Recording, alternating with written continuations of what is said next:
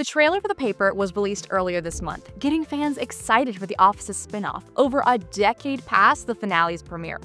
The trailer doesn't give too much away about the new series, but let's dive into what's changing from The Office and what's not. Announced as a spin-off to the original mockumentary series, the paper follows Donald Gleeson's character Ned Sampson, the new editor-in-chief at the Toledo Truth Teller, a dying newspaper branch where he attempts to revive a dwindling industry. While the location has changed from Dunder Mifflin in Scranton, Pennsylvania, the writers of this new series have actually confirmed that the paper takes place in the same universe as The Office. In The Office, PBS sends out a documentary crew to capture each and every moment of the working lives of the employees of Dunder Mifflin, and sometimes outside of the workplace as well. This time around, the same documentary crew returns once again to feature the employees of the Toledo Truth Teller. Not only is the same documentary crew returning, with the exception of Brian, the sound guy of course, but one of the most beloved Dunder Mifflin employees is returning as well. Oscar Nunez, also known as Oscar Martinez, is returning once more for The Office's spin-off series.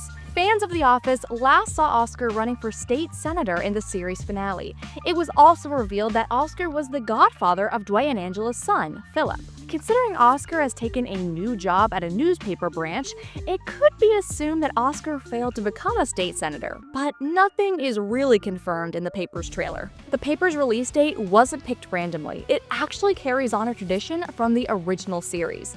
The Office first premiered on March 24, 2005, but every subsequent season, starting with season 2, followed a very specific pattern. From 2005 to 2012, every single season of The Office aired in September. Now, in 2024, the paper will continue this decade-long tradition. According to a Twitter post from Peacock, the first season will premiere on September 4, falling around the same time as the Labor Day holiday and making sure that The Office's September premiere tradition is alive and well. Not only does this release date keep the trend going, but it also serves as a nostalgic callback to the series that started it all. Michael Scott will go down in history as one of TV's most complex, well-rounded characters. He may have started out as a conceited, incompetent imbecile, but throughout the series, he transformed into a naive, lovable, insecure, hopeless romantic. No question about it, I am ready to get hurt again. With a character arc unlike any other, the paper would be hard-pressed to find someone to replace such an iconic lead, and luckily, they aren't trying to. There was only one instance where a replica of Michael Scott actually made sense. In the final season of The Office, Bob Odenkirk, who the casting directors initially considered for the role of Michael in the NBC sitcom, appeared as a copycat Scott. So much so that he actually managed to scare Pam away from moving to Philadelphia. Well, it certainly didn't help. From the paper's trailer, it seems that the writers have steered away from attempting to create another Michael, as their leads' personalities are pretty much completely opposite. Where Michael Scott was goofy and over the top, Donald Gleeson's character, Ned, is cool, calm, and collected. Plus, it seems that Ned might really be qualified for his job. He is fully aware that the newspaper business is dying. In contrast, Michael was either blissfully unaware of this fact, or at the very least, hesitant to accept it, as seen in the episode where Ryan invites Michael to be a guest speaker in his business class. The paper didn't cast Gleeson to replace Steve Carell because, to be totally honest, that's basically impossible to do. That's what she said!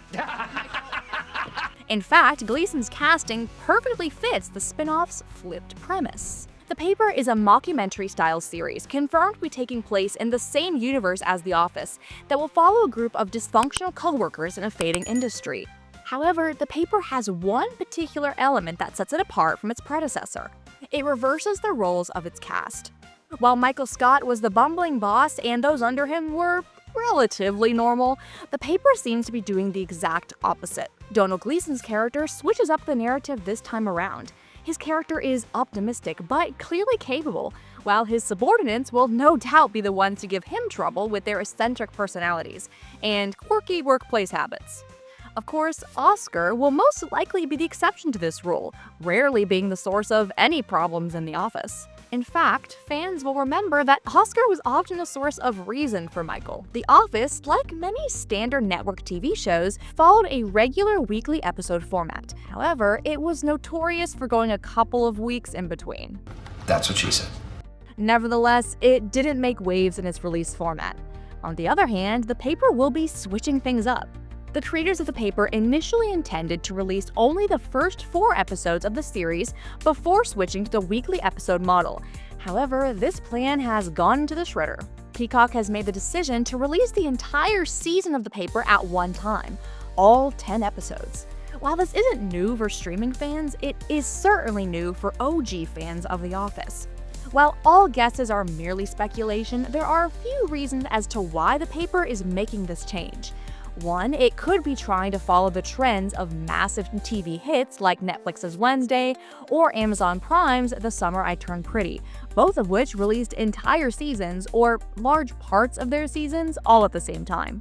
Of course, another prominent theory is that the paper's creators are attempting to streamline the process of getting an additional season approved already, before the release of the first season. While not unheard of to begin developing a second season of a show that hasn't even been released yet, it is certainly risky, considering fans know almost nothing about this new series. Meaning, while it could live up to the original series, is it really possible to compete with The Office? Let me rephrase. The paper doesn't necessarily have to compete with The Office. Still, I'm not sure how any series could come close to replicating the same brilliantly unique tone, characters, and theming of the original NBC sitcom. America's version of The Office wasn't the first mockumentary-style show. In fact, the 2001 2-season British version wasn't either. One of the first ever shorts to utilize the mockumentary style was Land Without Bread from 1933. However, while it may not have been the first, The Office series was certainly the first form of media to popularize the mockumentary style. Shortly after, series like Parks and Recreation followed suit. Thankfully, the paper will be keeping this style alive, as seen in the recent trailer. With the iconic side eyes to the camera and hilarious one-on-one side interviews, The Office truly redefined what a TV show could be. It goes without saying that The Office hasn't only become a beacon of inspiration for future writers, but has also remained a comfort show for millions of fans worldwide. With its dry, on-the-nose humor and surprisingly complex characters, The Office remains a pillar of contemporary comedy. Peacock's decision to have the paper complement the original series rather than compete with it is the best decision they could have made. What do you think of these paper theories? Is the decision to move from the episode of the week model to a bingeable one a good move, or does it prove that the Office universe will never be the same? I, for one, am thrilled to see Oscar return, but which character do you hope makes an appearance? While fans met the paper's trailer with hopeful optimism, it remains to be seen whether the series will attempt to compete with The Office or forge a path all its own. What do you think? Let me know your thoughts in the comments below, and don't forget to hit that like button and subscribe for more theories just like these. Thanks again for watching ScreenRant, and I'll see you in the next one.